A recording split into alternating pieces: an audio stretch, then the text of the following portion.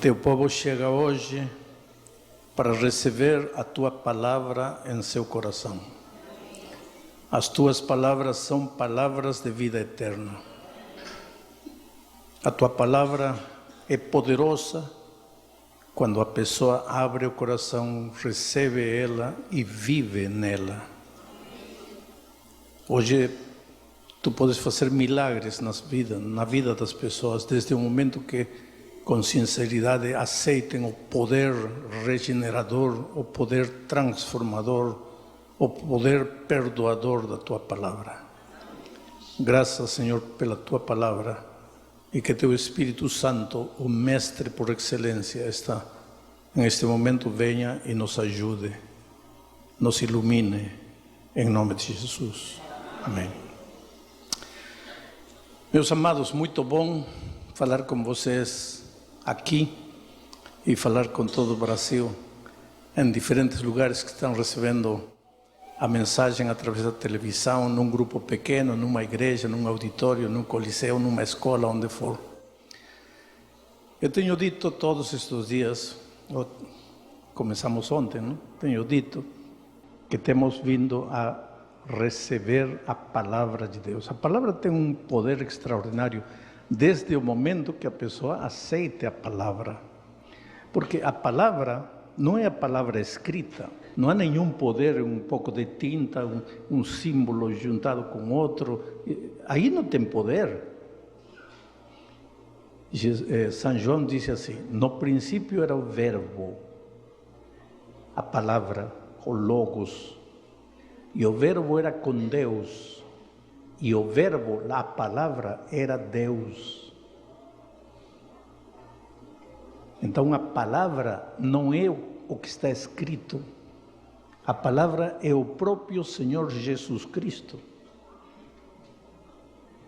Diz assim João: e a palavra, o verbo, o logos, foi feito carne e habitou entre nós.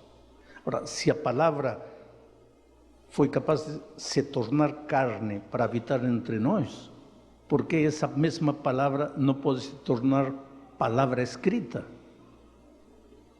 Então, quando você aceita a palavra de Deus, está aceitando ao próprio Senhor Jesus. Quando você rejeita a palavra de Deus, está rejeitando o próprio Senhor Jesus.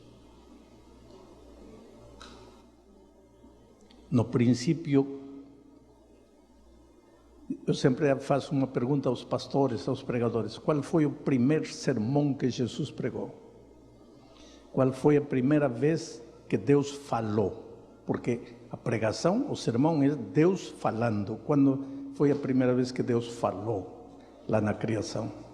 Seja luz, e a luz foi. O poder da palavra. Essa palavra que em grego, no Novo Testamento é chamada de logos, no Velho Testamento é chamado de dabar, dabar. Porque no grego, logos, no hebraico, dabar. Esse dabar é capaz de fazer maravilhas na vida das pessoas. Se foi capaz de criar, por que não pode fazer maravilhas na tua vida? Não há nada na tua vida que o dabar, o logos, a palavra, o Senhor Jesus não seja capaz de fazer, desde o momento que você aceite. O problema de Pedro, que está aqui no tanque do batismo, é que não aceitou a palavra. Porque a primeira vez que ele me viu pregar foi no Paulo Sarasate, em Fortaleza, lá pelos anos não sei quanto, quando eu ainda tinha cabelo. E ele era um jovem que estava crescendo assim, financeiramente, de uma maneira extraordinária. Mas ele parou de crescer. E sabe, querido, a vida é crescimento. A vida é crescimento. A pessoa que não cresce, está morta. Se você não gosta de crescer, já está morto. Você não sabe, mas você já está morto. Porque a vida é crescimento. Todo ser vivo cresce, cresce, cresce. Só que não é fácil crescer, porque o crescimento envolve dor. E o ser humano não gosta de experimentar dor. Porém, não há crescimento sem dor. Você quer crescer intelectualmente, tem que renunciar muita coisa para meter a cabeça nos livros e ler e estudar. Você acha que o conhecimento vem assim do céu para a tua cabeça? Não, tem que gastar horas. Enquanto os outros estão assistindo televisão, você é metido nos livros. Quer qualquer coisa, quer construir uma casa, pois tem que suspender as férias, tem que cancelar um projeto para concentrar todo na casa que você quer construir. Tudo é dor. Crescimento é dor. Só que o ser humano não foi criado para a dor. Por isso rejeita a dor. E ao rejeitar a dor, não cresce. É mais cômodo ficar aqui, já cheguei aqui, já me acomodei aqui. Pedro foi próspero financeiramente. Muito, muito próspero. Teve muito dinheiro. Teve uma empresa que estava dando tudo certo, mas não cresceu. E assim como na vida espiritual você tem que crescer em todas as áreas da vida.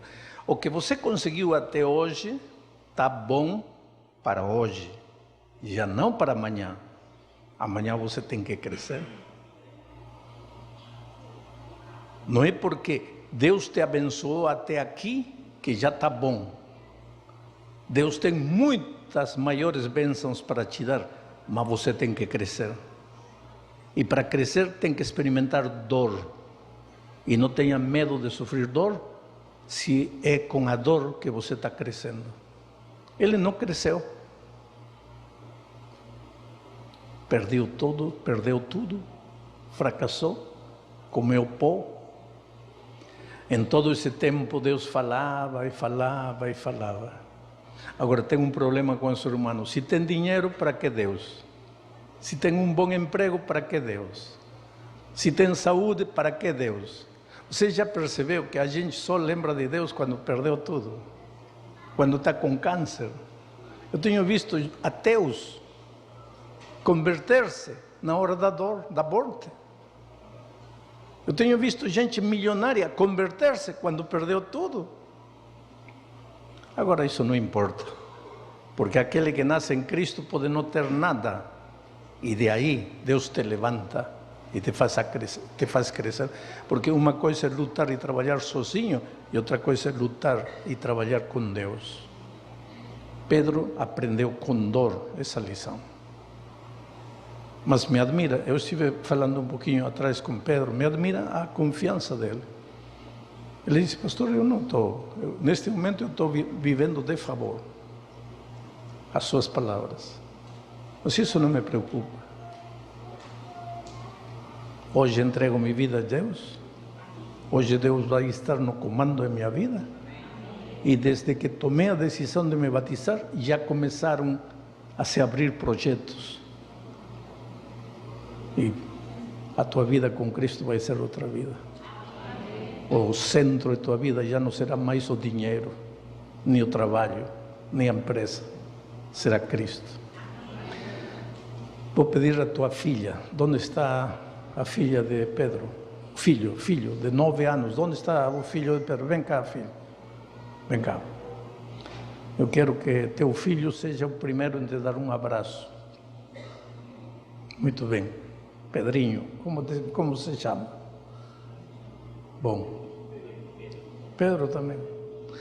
Pedro, espera um pouquinho. Eu quero o abraço molhado. Espera ainda. Muito bem, Pedro, olha para mim. Agora com Cristo você tem um exemplo a dar a teu filho. Você não vai dar dinheiro, embora dinheiro não vai te faltar, mas você vai dar um caminho para seguir. O tesouro mais precioso que ninguém vai tirar dele, que é Cristo na vida dele. Para que Deus perdoe toda a tua vida passada, para que você nasça de novo, para que simbolicamente teus pecados sejam sepultados nas águas para sempre, para que você nasça um homem novo. o pastor, como ministro do Evangelho, te batiza em nome do Pai, do Filho e do Espírito Santo. Amém. Agora, olhem o rosto dele quando sair da água. Pedro, olha para o público. Olha para o público. Olha para eles. O rosto do Pedro que entrou era um. O rosto do Pedro que saiu é outro. E esse milagre ninguém pode entender. Que acontece embaixo da água. E para você entender, só se você for batizado. Só se você se batizar. Então, se pela televisão alguém está me assistindo que ainda não tomou a decisão do batismo, eu sugiro, eu insto, eu apelo. Que espera? Batize-se, entregue-se ao Senhor Jesus, renda-se a Ele, entregue sua vida definitivamente para Ele. Agora sim, Pedrinho, pode abraçar seu pai? Muito bem. Deus abençoe eles e vamos à palavra de Deus.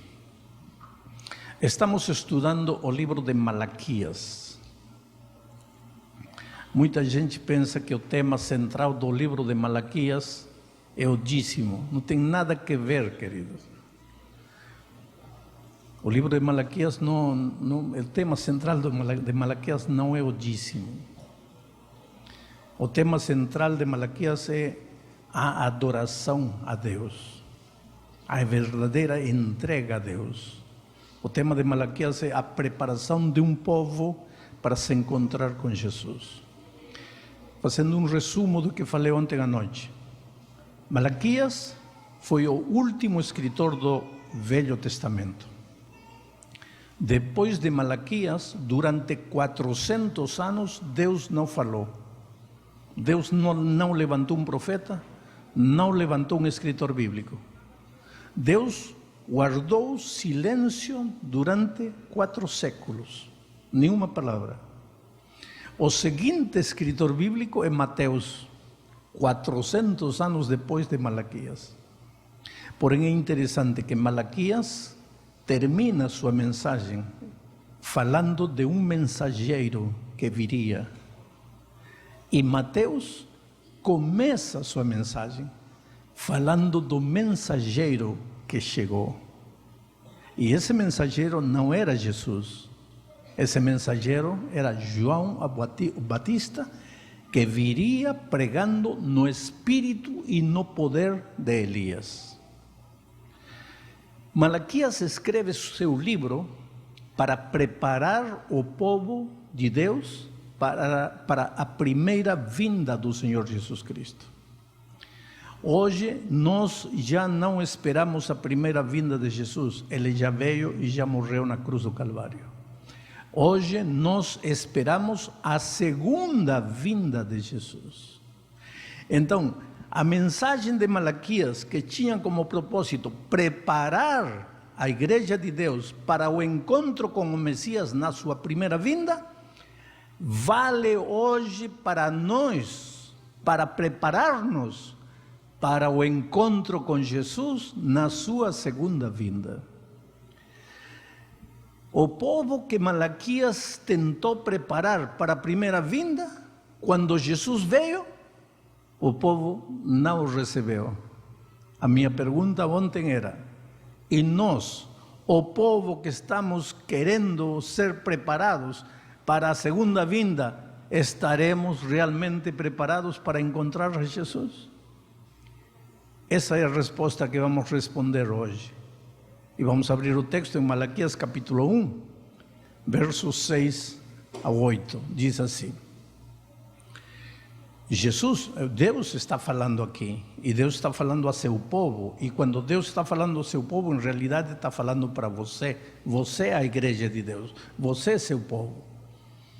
Diz assim: o filho honra seu pai, e o servo honra o seu senhor. Se eu sou pai, onde está a honra que me é devida? E se eu sou senhor, Onde está o temor que me devem? Pergunta o Senhor dos Exércitos. A vocês, sacerdotes, são vocês que desprezam o meu nome. Mas vocês perguntam, de que maneira temos desprezado o teu nome? Trazendo comida impura ao meu altar. E mesmo assim ainda perguntam, de que maneira te desonramos? E se vocês têm tempo, leiam os outros versos, vão a perceber aí. O povo, Deus diz assim, o Pai merece honra porque é Pai. O Senhor merece honra porque é Senhor. Se vocês dizem que eu sou Pai de vocês, onde está minha honra? Se vocês dizem que eu sou o Senhor de vocês, onde está a honra que me é devida? Aí o povo pergunta e diz, mas Senhor, por quê? Poderiam ir procurando o verso 9 e 10. Já estou? Não, está só...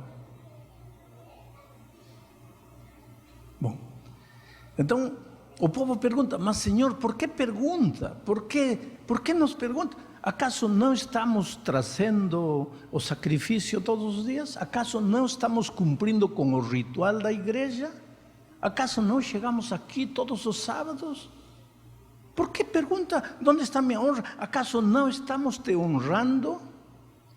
E aí Deus pergunta, sim, vocês me honram na forma, mas que tipo de sacrifício vocês trazem para a minha igreja? Dice, no seguinte texto, Deus diz assim, vocês trazem a ovelha que está ferida, machucada, que não presta, que vai morrer. Em outras palavras, o que te sobra, isso você traz para mim. Você me adora. Eu não posso dizer, ninguém pode dizer, não me adora meu povo me adora, mas de que maneira me adora? Colocam na mesa coisas imundas. E depois faz uma pergunta, diz, apresenta isso a teu governador, a ver se te recebe.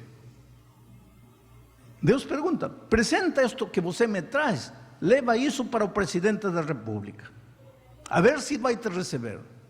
Agora, se ele não te recebe, por que você acha que eu vou te receber? Eu vou te fazer uma pergunta agora. Se amanhã você receber um convite da rainha da Inglaterra para jantar com ela, como você se vestiria? A ver, me diz, como você se vestiria? Pois escolheria a melhor roupa.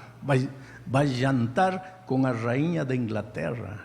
Que honor, que honra, que privilégio. Quando você vem à igreja aos sábados, não vai jantar com a rainha da Inglaterra. Você vai almoçar com o rei do universo. Como você se veste? Esse é o assunto. Como você se veste? Agora, eu não estou falando de gravata, paletó, terno. Eu só te faço uma pergunta. Eu conheço uma pessoa bem próxima a mim que todos os dias veste terno para ir ao trabalho. Mas ao sábado bota um jeans, uma camisa social e tênis e vem à igreja. Ninguém pode dizer que não guarda o sábado.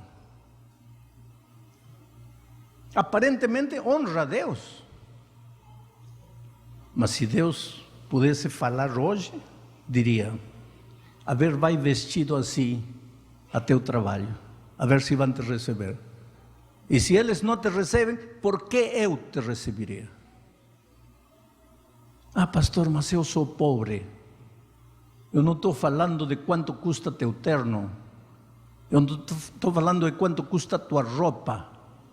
Eu estou te falando de como você vem. Porque há um texto bíblico, o texto a seguir, Romanos 12:1, que diz assim, que hoje, nós quando chegamos na igreja, já não chegamos trazendo um cordeirinho, como antigamente, trazendo uma oferta de produtos, como antigamente. Hoje, diz, portanto, irmãos, rogo-lhes pelas misericórdias de Deus, que se ofereçam em sacrifício vivo, santo, agradável a Deus.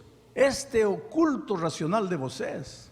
Antes, o que o povo ia levando para a igreja era um animalzinho, uma pomba, um pouco do produto da agricultura. Hoje, Deus não pede que você venha. Hoje diz, traz teu ser inteiro, apresenta teu ser inteiro, teu ser inteiro. Agora vou te fazer algumas perguntas. E sabe, antes de você ficar bravo comigo, esta é a vantagem de pregar do texto bíblico. Você tem que ficar bravo com Deus, não comigo. Porque antes de extrair a mensagem da Bíblia, eu tive que renunciar às minhas ideias e tive que submeter-me ao que Deus disse. Então não fica bravo comigo. Apresenta teu corpo em sacrifício vivo, teu ser inteiro. Não venha pela metade. Pastor, como pode alguém vir pela metade? Claro, você está aqui, na igreja, celular na mão.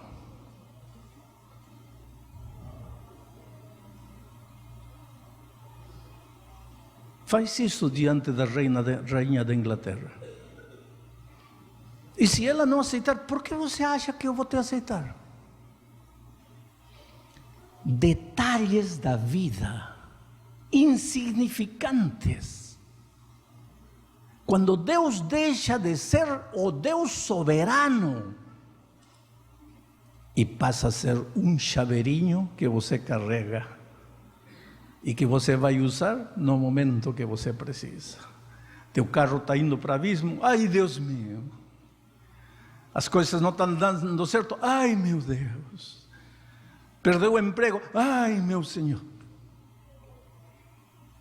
E na hora de demonstrar que é teu Senhor, que é teu Pai, você traz seu ser pela metade. Eu falo para os jovens, você vem aqui por Deus ou pelos amigos? Está sentado aqui com a palavra de Deus aberta ou está no corredor conversando com os amigos? Para que você foi à igreja? Um assunto tonto, simples, detalhe, insignificante. Mas é disso que Deus está falando através de Malaquias. Leva a vida devocional a sério. Vou falar um detalhe com os músicos, não fiquem bravos. Não é para vocês. Vocês não estavam vivos nos dias de Malaquias. Eu cheguei outro dia a uma igreja nos Estados Unidos e já estava no horário para começar. E pergunto para o pastor, mas o que está faltando? Está tudo pronto. E ele disse, não pastor, está faltando o jovem que toca a bateria. Eu, pero entrem sem bateria. Não podemos, porque é a bateria que marca o ritmo. Mas e a que hora vai chegar? Já está chegando. E de repente aparece o da bateria. Cabelo molhado, se percebia que acabava de tomar banho. Um jeans, uma camisa para fora. E entra e senta. Agora sim vai começar o culto. E a mãe, que estava diaconisa, há muito tempo já presente, a mãe disse assim, coitadinho de meu filho, todos os dias tem que levantar cedo para ir ao trabalho, então o sábado é o único dia que pode descansar. Que bonito. Apresenta isso a teu trabalho. Chega 15 minutos depois a teu trabalho com o cabelo molhado, a cabeça para fora, a ver se eles te aceitam. E Deus disse, se eles não te aceitam, por que eu teria que te aceitar? Mas esse rapaz está indo à igreja, e se você, para que está indo? Para adorar a Deus. Adorar a quem? A quem você vem adorar? Quem é o centro da tua adoração?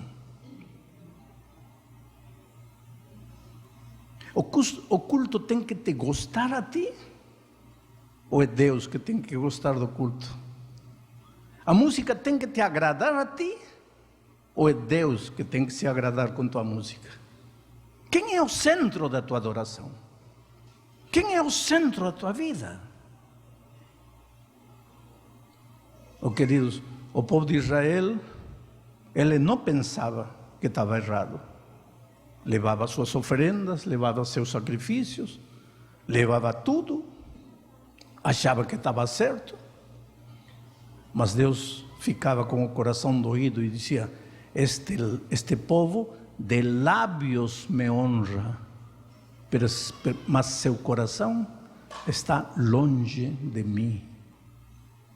Sabe qual é o problema da igreja em nossos dias? Não são pecados abertos, não é tráfico de drogas, não é roubo, não é assalto à mão armada, não é prostituição aberta. Não, isso não são os problemas da igreja. O problema da igreja é uma leviandade espiritual. Durante a semana vivo como se Deus não existisse. O sábado estou cantando emocionado. Não tem nada de errado cantar. Por isso vou ir ao segundo texto, que é o capítulo 2 de Malaquias. Estou avançando lentamente. A ver se já colocam o texto de Malaquias, capítulo 2. Aí está. Esta é uma manhã de reclamos, mas não são reclamos meus, são reclamações de Deus. Então, volto a repetir, não fica chateado comigo. Não vai dizer assim: o pastor Bulhão mudou de pregação, porque antes pregava só amor, amor, agora está dando pau. Eu não estou dando pau. Essa mensagem é para mim. De que maneira eu vou servir a Deus cada sábado? Eu amo Jesus, porque Ele me amou primeiro. E porque eu amo Ele, eu quero fazer o melhor para que Ele se sinta feliz. Agora, dizer que amo e querer que eu seja feliz, e não me interessa a felicidade dele, esse é egoísmo. Lembram da história do mamão? Pois quando você ama, tem que comer até mamão. Quando você ama, você renuncia. Quando você ama, pensa no outro. Muito mais se esse outro é Deus, a quem você chama de Pai, a quem você chama de Senhor. Agora vejam o que diz. A outra coisa que vocês fazem: enchem de lágrimas o altar do Senhor. Ai, ai, ai. Parece que ele viu um sábado de manhã, quando o pastor disse: vamos a fazer a oração, a ver, todos os que têm problemas venham aqui cantando. E aí, na oração, e todos vêm aqui e começam a chorar. Aí, enchem de lágrimas o altar do Senhor. Choram e gemem, porque Ele já não dá atenção às suas ofertas, nem as aceita com prazer. E vocês ainda perguntam por quê? É porque o Senhor é testemunha entre você e a mulher da sua mocidade, pois você não cumpriu a sua promessa de fidelidade, embora ela fosse a sua companheira, a mulher de seu acordo matrimonial. Oh, queridos, tenho que entrar num terreno espinhoso que eu não gostaria de entrar. Mas vou fazer o quê? Não disse ontem que a pregação é renunciar às ideias e apresentar as ideias divinas? Veja, essa palavrinha, a mulher do seu acordo matrimonial. No hebraico original, essa palavra acordo é contrato matrimonial. é contrato, é aliança. Você sabe o que é um contrato? Vamos dizer que eu compro tua casa por 20 mil reais. É um exemplo, não tem casa de 20 mil reais. Mas eu compro tua casa por 20 mil reais. Você me dá a casa, eu te dou o dinheiro. Aí eu moro na casa 20 anos. Logicamente que em 20 anos racha a parede, começa a pingar uma goteira por aqui, a pilha não funciona. Aí eu vou onde você, te procuro, te acho e te digo, olha, não gostei da casa. Me devolve meus 20 mil reais, aqui está a casa de volta. Algum juiz nesta terra aceitaria desfazer esse contrato? Haverá algum juiz neste mundo miserável de pecado, onde não há justiça? Mas haverá um ser humano que te dê ganho de causa? Não. E se nenhum juiz humano te permite romper um contrato, por que você acha que Deus vai te permitir romper o contrato com a mulher da tua mocidade? Isto é terrível. Ah, pastor, mas se não nos compreendemos, se só vivemos brigando, Deus aceita, em muitos casos, a separação. Em caso de adultério, o próprio Senhor Jesus diz, e añade, acrescenta, mas isto por causa da dureza de vosso coração. Não é o ideal, porque o ideal de Deus não é divórcio, não é separação. E se você ainda não casou, pensa 50.528 vezes antes de casar. Porque o casamento não é brincadeira. Os seres humanos podem estar no divórcio, mas Deus nunca. Porque quando eu, como ministro do Evangelho, faço um casamento, digo, o que Deus juntou, não o separe o homem. Mas o homem vive separando o tempo todo. E quer que Deus aceite. E o sábado vem aqui a louvar o nome de Deus. Como? Quer dizer que tenho que viver brigando todos os dias? Separe-se. A própria igreja hoje aceita, separe-se. Mas não casa com uma, casa com outra. Outro dia veio um casal para falar comigo, querendo que faça seu casamento. Mas os pais da noiva não querem. Os amigos não querem. A igreja diz que está errado. Todo mundo acha que esse casamento não vai dar certo. E eu falei para ela, será que teu pai, que o pastor, que a igreja, que teus amigos, que todo mundo ficou louco? Ele disse, não, pastor. Pode até não dar certo o meu casamento. E você vai casar assim. Pastor, se não der certo, me separo. Quer dizer, hoje já estão entrando no casamento com a carta do divórcio debaixo da manga. Detalhes insignificantes da vida. E Deus disse, há outra coisa que vocês fazem e que eu não acordo, não aceito. Enchem de lágrimas o altar. Estão preocupados, não pode fazer isto, não pode fazer aquilo, não pode comer isto, não pode ir para aqui, não pode sentar. Com isso vocês estão preocupados. E como anda a casa? Como anda o lar? Como andam os filhos? Como anda a esposa?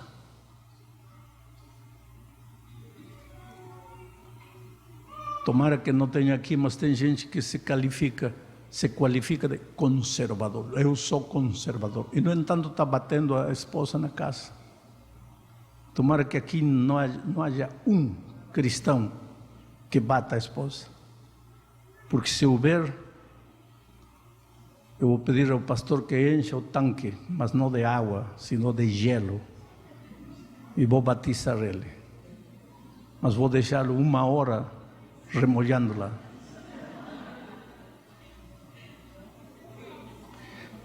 Quero lhes dizer uma coisa, queridos. Eu vou completar já 50 anos de casamento. Por favor, não pensem que nunca tive problemas no casamento. Temos tido tremendos problemas, minha esposa e eu. Se esta manhã eu pergunto, você está casado 30, 40, 50 anos, nunca teve problemas? Se você levantar a mão, você é um mentiroso. Ou você está mentindo, ou um de vocês tem submetido o outro de tal maneira que outro coitado não pode ser nem pio. Então, lógico que não vai haver problemas. Não vai haver problemas para o dominante. Mas o pobre dominado vive uma vida de inferno. O casamento é a única escola onde você se matricula. Começa a estudar, mas não se forma nunca.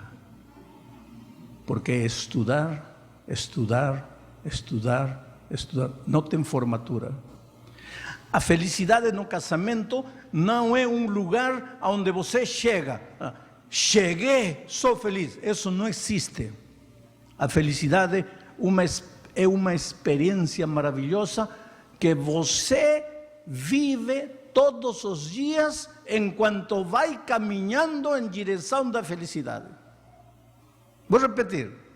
A felicidade no casamento é uma experiência maravilhosa que você vive todos os dias enquanto vai caminhando em direção da felicidade. Não é cheguei. Ninguém chegou. Se vive todos os dias. O casamento está feito de perdão, de pedir perdão, de dar uma segunda oportunidade, de aceitar uma segunda oportunidade. O casamento está feito de renúncia, está feito de lágrimas, está feito de sorrisos, está feito de alegria, está feito de tristeza. Tudo isso forma parte do casamento. Numa comida gostosa tem sal, mas na proporção apropriada. Se você coloca meia taça de sal, malogrou a comida. Até as lágrimas contribuem para a felicidade de um casamento na medida certa. Muitas lágrimas já malogrou o casamento. O casamento é uma experiência de trabalho diário. O grande problema no casamento é o temperamento. E tem muita gente que se esconde atrás da palavra temperamento. Eu sou melancólico, eu sou colérico, eu sou isso, eu sou aquilo. Não, querido, eu não vou negar a existência dos temperamentos, mas tem uma coisa que você não conhece que chama-se o poder transformador da palavra, o poder transformador do Evangelho. Um exemplo disso é João. Chegou a Jesus um dia, seu apelido era o filho do trovão. Imaginem como era o temperamento de João para que lhe disseram filho do trovão. Um tipo explosivo, estupim curto, falava tonterias, besteiras. Um minuto depois já estava chorando, pedindo perdão, mas já tinha arruinado todo com a tonteria que falou. Chegou assim. E entendeu que só Jesus Cristo poderia transformar seu ser. E se agarrou de Jesus com lágrimas. Senhor, não quero ser assim, transforma minha vida. E o Espírito de Deus lo foi transformando e transformando e transformando. E quando chegamos na ilha de Patmos, já encontramos um velhinho com quase 100 anos de idade.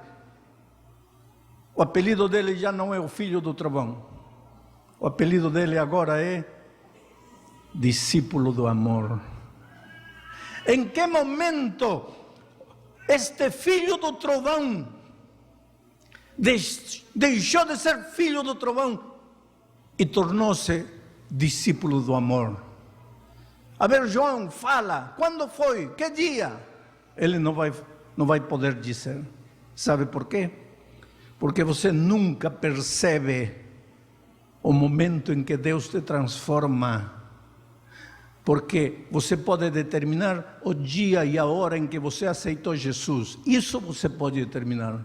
Mas você não pode determinar o dia em que você foi transformado. Porque a transformação não é um ato. A transformação é um processo. Você vai sendo transformado. Uma vida de crescimento que leva tempo. 1 ano, 5 anos, 20 anos. Às vezes você se desanima.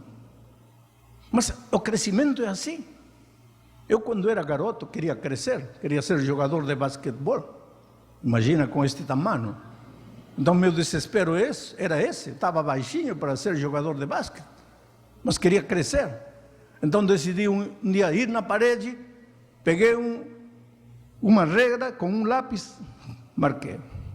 No dia seguinte, foi igual. Na semana seguinte, foi igual. No mês seguinte, foi igual. Aí chegava a uma conclusão: eu não vou crescer. Passava 1 ano, me lembrava. Ia, já tinha crescido 2 centímetros. O crescimento é assim. Não espero que... Paulo, Pedro, vocês se batizaram ontem, hoje. Agora não esperem que amanhã já são santinhos que vão voando para os céus. São seres humanos. Tem que ir a Jesus todos os dias, chorar aos pés de Cristo, clamar. A transformação é uma realidade, queridos, é uma realidade. Deus pode transformar teu ser, Deus pode fazer, é uma realidade. Mas para isso você tem que passar tempo com Jesus. De noite tem que deixar um pouco as coisas que rotineiramente você faz. Esquece um pouco de televisão, esquece um pouco de internet. Concentre-te na palavra de Deus. Chora, fala para o Senhor: Jesus, não quero ser assim. Estou destruindo meu casamento. Estou destruindo a vida dos meus filhos. Não quero ser assim. E de repente, o Espírito de Deus começa a trabalhar em você. E sabe o que? Quando Deus te transforma, você não percebe. Quem percebe são os outros, especialmente aqueles que vivem perto de você. Eu não acredito em pessoas que dizem: eu estou sendo transformado. Deixa que os outros digam que você está sendo transformado. Mas os que estão perto de ti, esses sim vão perceber. Queridos, quando eu prego assim em diferentes lugares, as pessoas podem até chorar, se emocionar. Isso não me deixa feliz como quando eu vejo minha esposa e meus filhos sentados, ouvindo cada palavra minha. Às vezes, entre meus filhos, minhas noras, minha esposa, lágrimas em alguns olhos. Aí sim, eu agradeço a Deus em meu coração, porque eles me conhecem. Eles sabem como sou quando me levanto. Eles sabem como sou quando vem um momento difícil na vida. Eles sabem como reajo. E se eles acreditam na palavra que estou pregando, é porque de alguma maneira Deus está trabalhando. Um processo longo.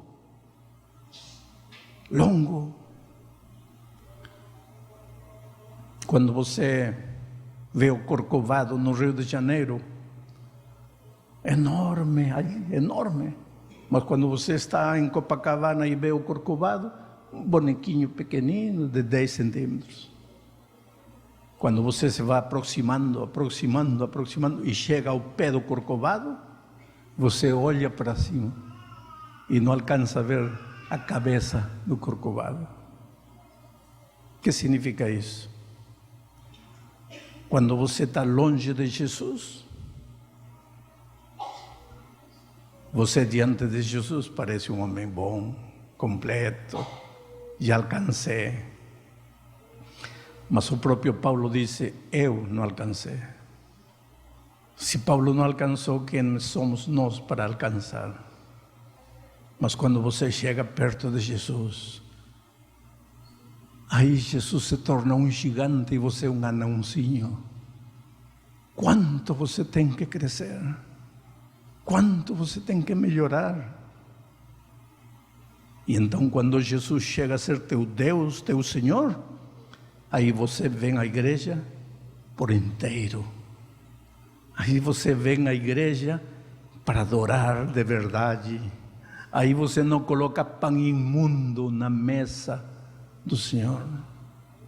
Aí você está preparado para encontrar-se com Jesus.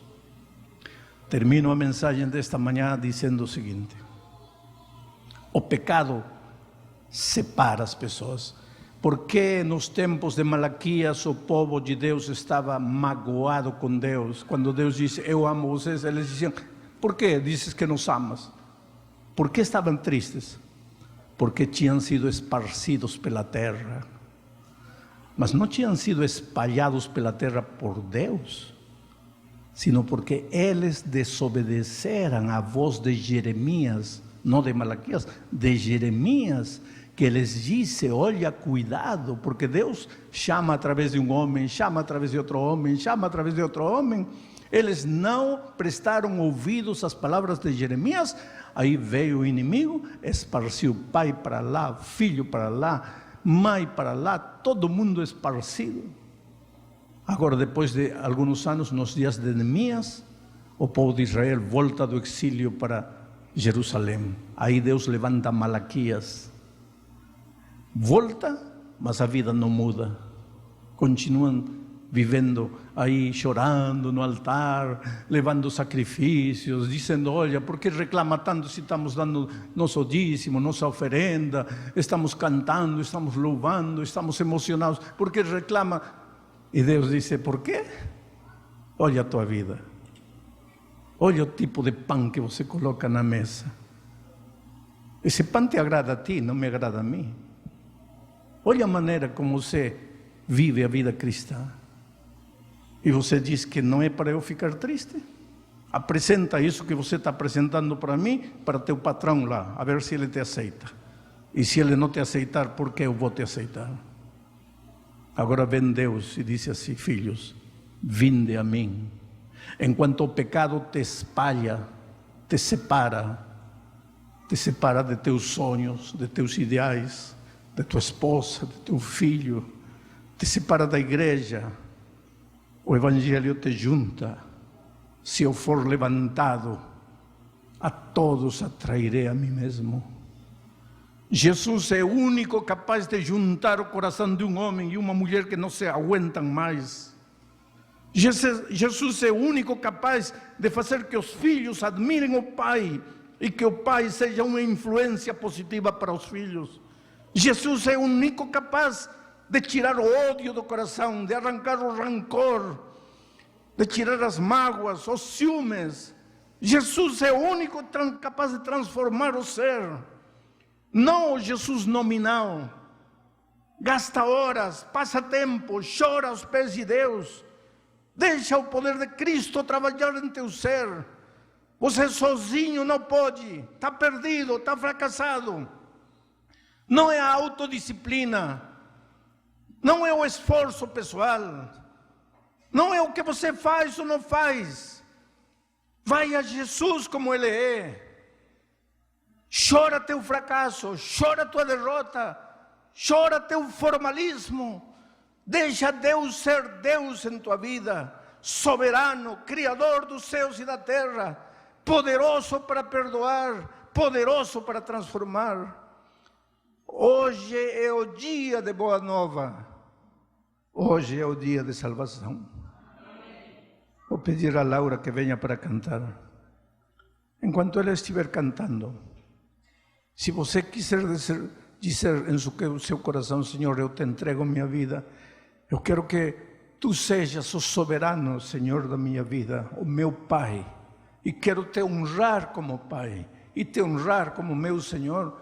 Enquanto Laura estiver cantando, eu vou pedir que você se levante e chegue até aqui à frente. Aproximem-se do altar. Eu não sou melhor que ninguém, nem mereço o amor de Deus, mas onde quer que estiver, seu perdão vem me envolver. Só por sua graça e poder eu entendo o que fazer. Vivo não mais eu, Jesus habita em mim. Se hoje você ouvir a voz de Deus, não tente se esconder, pois Ele chama com paciência e tanto amor por você. Não deixe passar a chance de aceitar a vida em Jesus. E as suas noites, outrora tristes, vão se encher de luz.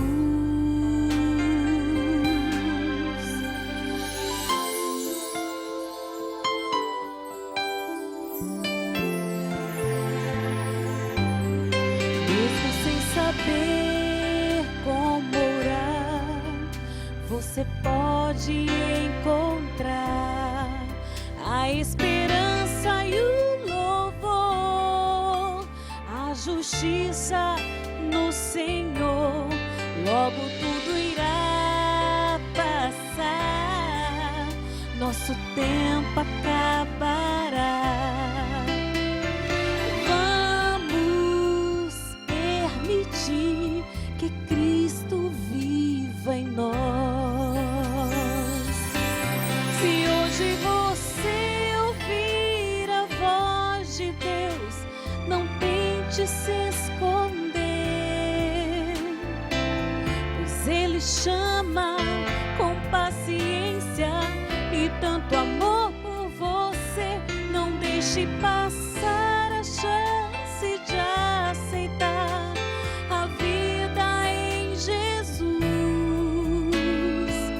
E as suas noites, outrora tristes, vão se encher de luz. Se hoje você ouvir a voz de Deus, não tente se esconder, pois Ele chama com paciência e tanto amor por você.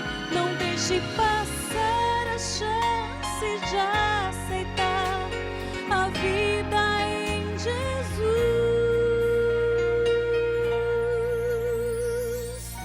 pois esta vida é vida eterna. Basta se entregar a Jesus.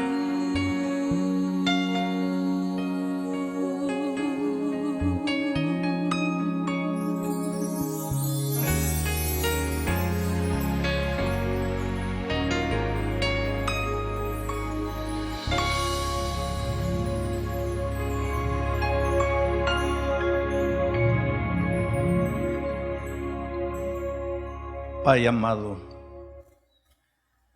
invocamos Teu nome como nosso Pai, Senhor de nossa vida. Te reconhecemos como nosso Senhor e nos rendimos e nos entregamos. Não queremos fazê-lo só com a palavra, isso é simples, isso é fácil. Queremos fazer com o ser inteiro, colocar nossos pensamentos, as nossas prioridades. Queremos servir-te com a nossa totalidade, completos, por inteiro. Somos teus, Senhor. transforma nosso ser, molda nosso temperamento, faz-nos homens e mulheres transformados pela Tua graça, e que Tua bênção repose sobre este povo, em nome de Jesus. Amém.